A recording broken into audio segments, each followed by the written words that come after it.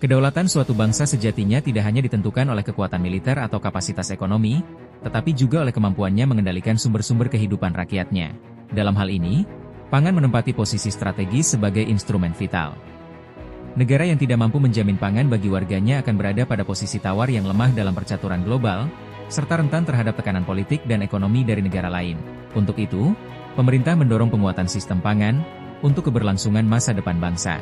Publik harus paham bahwa membangun ketahanan pangan nasional merupakan bagian tak terpisahkan dari strategi pertahanan dan diplomasi negara. Nah, program Insight Toko kali ini akan membahas terkait persoalan ini. Yuk mari kita simak episode kali ini. Perkenalkan, nama saya Irwan Maulana. Saya dosen dari Institut Ummul Qural Islami Bogor dan sekarang juga sedang mengambil doktoral di UNJ di bidang manajemen pendidikan.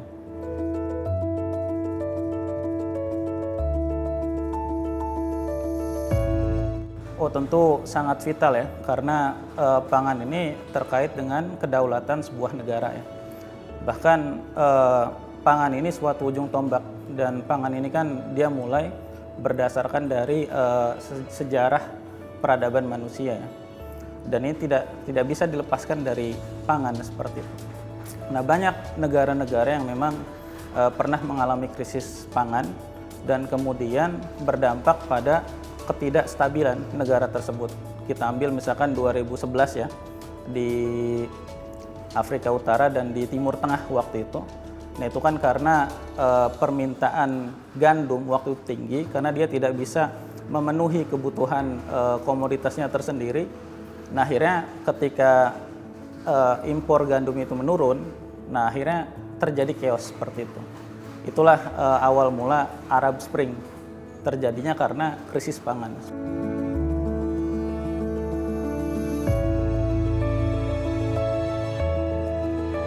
Ya, setidaknya kita melihat beberapa hal. Pertama yang terpenting itu adalah ketersediaan pangan ya. Bagaimana suatu negara ini dia mampu menyediakan pangan gitu ya. Terus kemudian tidak tergantung terhadap impor seperti itu.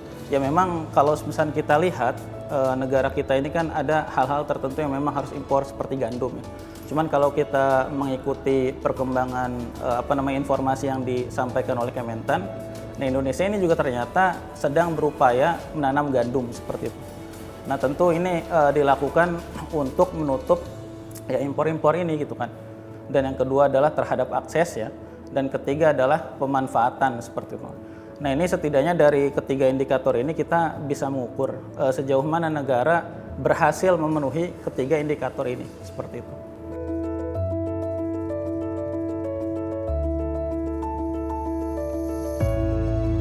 Kalau kita melihat dari informasi yang diberikan oleh Kementan ya, itu tentu ada sebuah informasi yang sangat menarik ya. Jadi tahun 2025 ini Indonesia sudah bisa swasembada pangan. Ya memang ketika tahun 84 ini sempat kan Indonesia berhasil swasembada pangan, terus kemudian ketika tahun 94 nah itu stop.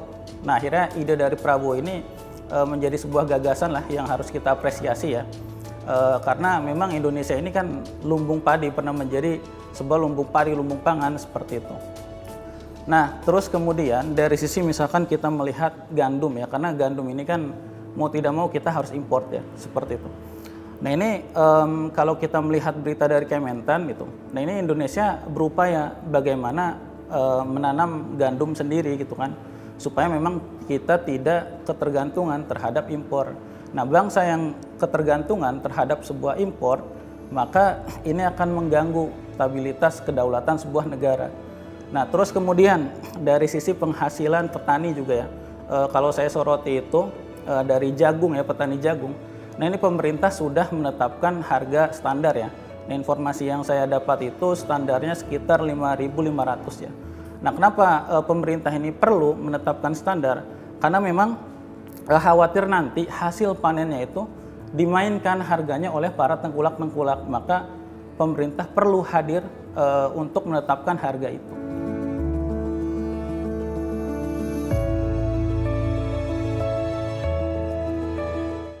Kalau saya melihat ada tiga ya. Pertama itu dari sisi kesejahteraan petani. kalau kita melihat data dari UGM ya, meskipun tahunnya itu kalau tidak salah 2022 yang kemudian dikutip oleh Kementan. Jadi usia petani di Indonesia itu dari mulai 40 sampai 60 tahun ya. Jadi sekitar tentang usia seperti itu. Nah, terus yang kedua, ini perlu ada yang namanya aging farming ya. Jadi bagaimana pemerintah ini mampu meregenerasi lah ya para petani-petani Gen Z terus kemudian milenial untuk menjadi petani.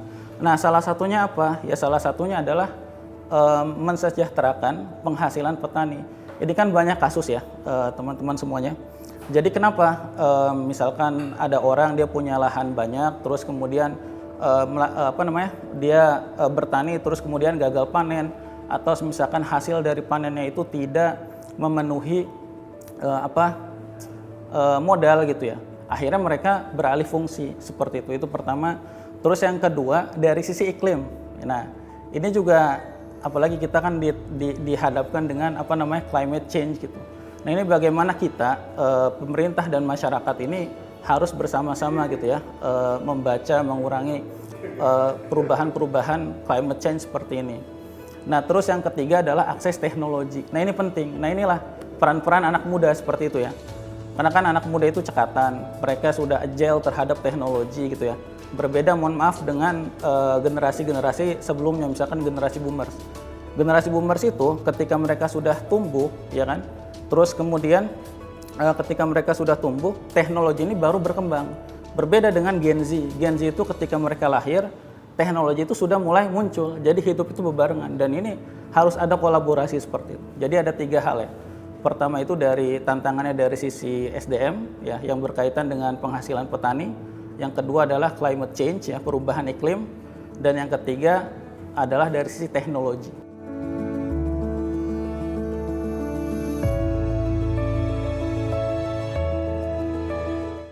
Kalau misalnya kita melihat secara garis besar ya dari berita-berita yang ada, baik yang diinfokan oleh pemerintah atau media yang lainnya, memang sudah pro terhadap masyarakat. Pertama ditandai dengan pompanisasi seperti itu ya. Nah, jadi pompanisasi ini bagaimana pemerintah ya ini berupaya untuk menghadapi salah satunya climate change, untuk memompa air-air ya sebagai salah satu penyedia pertanian seperti itu. Terus yang kedua ada pemberian bibit. Nah, ini kan sangat luar biasa sekali ya. Dan yang ketiga saya lihat pemerintah juga itu menyediakan traktor waktu itu kan. Seperti itu. Selanjutnya oleh Pak Kementan ini sendiri ya, saya baca di beberapa artikel itu. Nah, ini memang para konglomerat ini dialihfungsikan. Dialihfungsikannya apa? Jadi jangan sampai konglomerat ini dia bermain pada tataran pangan yang langsung menyentuh kepada masyarakat. Kenapa? Karena ini nanti khawatir ada monopoli seperti itu. Nah, kalau mau konglomerat ini dia bermain pada masalah-masalah pengelolaannya, misalkan pengelolaan gula dan lain sebagainya, dari barang mentah kepada barang jadi. Nah, seperti itu. Jadi kalau saya lihat ini sudah pro lah terhadap masyarakat seperti ini.